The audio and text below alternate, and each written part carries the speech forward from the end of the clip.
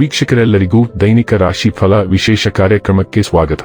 ಇವತ್ತಿನ ಈ ವಿಡಿಯೋದಲ್ಲಿ ನಾವು ವರ್ಷ 2026 ಜನವರಿ ತಿಂಗಳಿನ 22ನೇ ತಾರೀಕಿನ ದಿನದನು ರಾಶಿಯ ಫಲಗಳನ್ನು ತಿಳಿದುಕೊಳ್ಳಲಿದ್ದು, ಈ ದಿನದನು ರಾಶಿಯ ಜಾತಕದವರ ಪಾಲಿಗೆ ಹೇಗೆ ಸಾಬೀತಾಗಲಿವೆ, ಈ ದಿನ ಗ್ರಹ ನಕ್ಷತ್ರಗಳ ಸ್ಥಿತಿಗತಿಗಳೇನು ಮತ್ತು ಇಲ್ಲಿ ಉಂಟಾಗಲಿರುವ ಯೋಗಗಳ್ಯಾವುವು, ಈ ಯೋಗಗಳ ಪ್ರಭಾವ ನಿಮ್ಮ ಮೇಲೆ ಹೇಗೆ ಕಾಣಿಸಿಕೊಳ್ಳಲಿದೆ, ಜತೆಗೆ ಈ ದಿನಗಳಂದು ನೀವು ಹೊಂದಿರಬೇಕಾದ ಎಚ್ಚರಿಕೆ ಏನು ಅನ್ನೋದೆಲ್ಲವನ್ನ ವಿಸ್ತಾರ ರೂಪದಲ್ಲಿ ಇಲ್ಲಿ ತಿಳಿದುಕೊಳ್ಳೋಣ.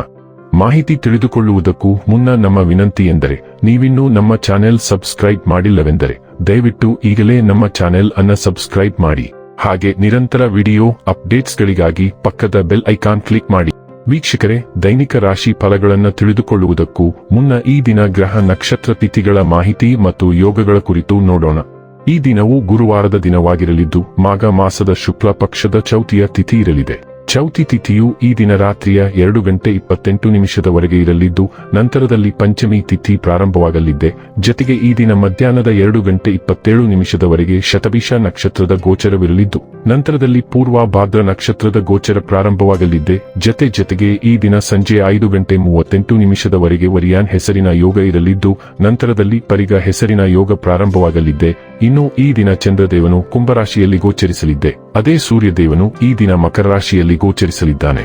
ಇನ್ನು ಈ ದಿನದಂದು ಅಭಿಜಿತ್ ಮುಹೂರ್ತ ಮಧ್ಯಾಹ್ನದ 12:12 ಇಂದ ಮಧ್ಯಾಹ್ನದ 12:54 ಇರಲಿದೆ.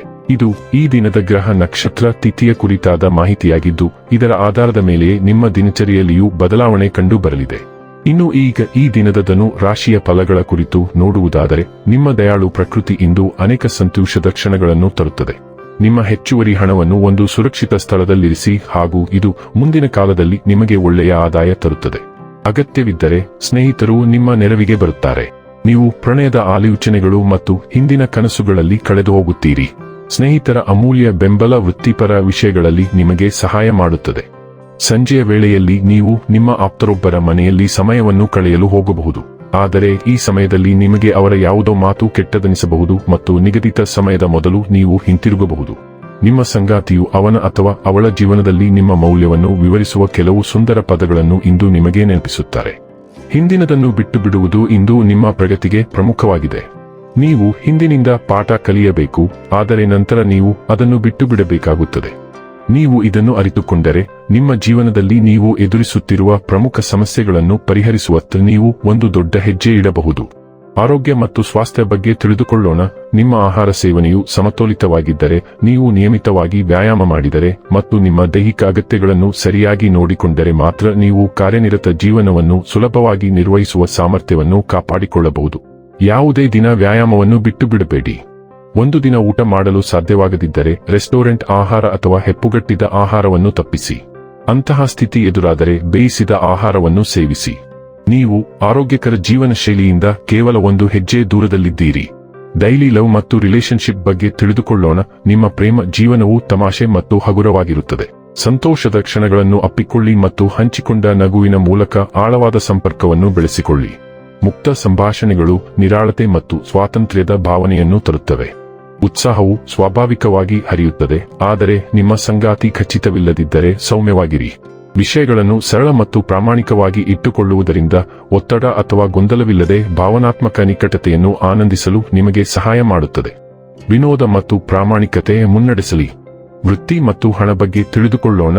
ನಾಯಕತ್ವ ಇಂದು ಸ್ವಾಭಾವಿಕವೆನಿಸುತ್ತದೆ, ಆದರೆ ನಿಖರತೆಯು ಯಶಸ್ಸಿಗೆ ಪ್ರಮುಖವಾಗಿದೆ. ಕೆಲಸದ ಸ್ಥಳದ ಸಾಮರಸ್ಯವು ಸವಾಲುಗಳನ್ನು ಎದುರಿಸಬಹುದು, ವಿಶೇಷವಾಗಿ ಶೈಲಿ ಅಥವಾ ಅಭಿಪ್ರಾಯದಲ್ಲಿನ ವ್ಯತ್ಯಾಸಗಳೊಂದಿಗೆ.